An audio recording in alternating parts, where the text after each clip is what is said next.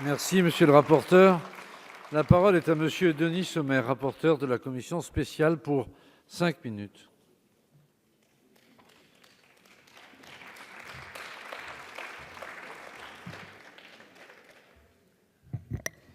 Madame la ministre, monsieur le rapporteur général, madame la présidente de la commission spéciale, mesdames et messieurs les rapporteurs, chers collègues, nous allons débattre de la place de l'entreprise dans notre société, celle des entrepreneurs et des salariés, de la simplification nécessaire à la croissance, de la place des salariés dans l'élaboration des stratégies d'entreprise et de l'indispensable partage de la richesse produite. Face aux complexités administratives, nous créons un guichet unique, un seul organisme pour plus de simplicité et du temps gagné. Mais nous maintenons la possibilité de rencontrer physiquement les acteurs pour mieux les accompagner, les chefs d'entreprise. Pour que demain, une entreprise en France se développe à moindre coût, nous réduisons l'obligation d'avoir un compte bancaire professionnel, par exemple pour les micro-entreprises. Nous limitons l'obligation de recours aux commissaires aux comptes. Nous invitons les consulaires à changer de modèle pour se tourner vers l'accompagnement des créateurs. Nous levons les freins à la croissance des entreprises. Cette simplification, nous l'avons fait en accordant une attention particulière aux droits des salariés.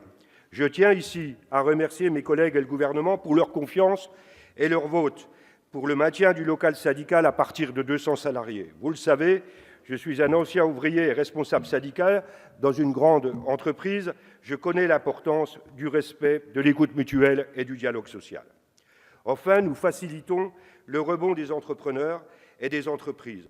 Comme vraisemblablement ma collègue Olivia Grégoire l'expliquera, nous proposerons d'étendre un dispositif de prévention qui a fait ses preuves en Bourgogne-Franche-Comté et que j'avais initié, un dispositif qui permet d'analyser les signaux d'alerte des entreprises en difficulté afin de mieux les accompagner, leur permettre de rebondir et ainsi de sauver l'emploi. Nous avons la responsabilité collective de créer un environnement générant la confiance au-delà de ce qui fera débat entre nous, débat nécessaire, mais qui s'inscriront aussi dans une histoire récente, celle de la dette publique, une dette trop lourde, obligeant à des choix, souvent difficiles. Cette dette a fortement grandi pendant la crise de 2008-2010. Le choix a été fait de laisser filer le déficit. Ce fut un choix. Il a vraisemblablement permis de ne pas vivre une cure d'austérité qui aurait été dévastatrice sur le plan social. Cependant, la dette est là, nous devons collectivement en prendre toute la mesure et agir avec ambition et raison. Pour se relever, la France devait prendre des mesures pour reconstituer les marges des entreprises et permettre la relance de l'investissement et de l'emploi. Des décisions ont été prises, comme la création du CICE. Au-delà de la complexité de la mise en œuvre, ce fut une décision courageuse, sûrement impopulaire, donnant le sentiment de donner aux plus riches. Mais ce sont les entreprises qui créent l'emploi. Les accompagner était indispensable. Et notre histoire est aussi marquée par des positionnements permanents pour la défense de notre industrie. Quand d'autres pensaient que notre avenir était au seul développement des services face à une industrie vieillissante. J'ai lu plusieurs propositions d'amendements sur la nécessité de construire des rapports plus équilibrés et plus solidaires entre donneurs d'ordre et sous-traitants. Des progrès ont été faits dans de nombreuses filières, mais il reste tant à faire.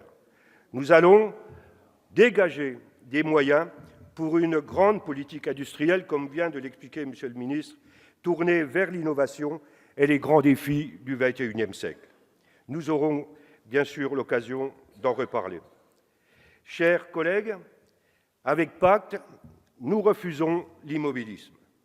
Nous avons l'ambition d'engager des réformes qui touchent à toutes les étapes de la vie d'une entreprise. Nous allons faire des choix structurants pour l'économie de notre pays. Chacun pourra y apporter sa pierre. Nous aurons des débats sur ce qui est utile ou sur ce qui l'est moins.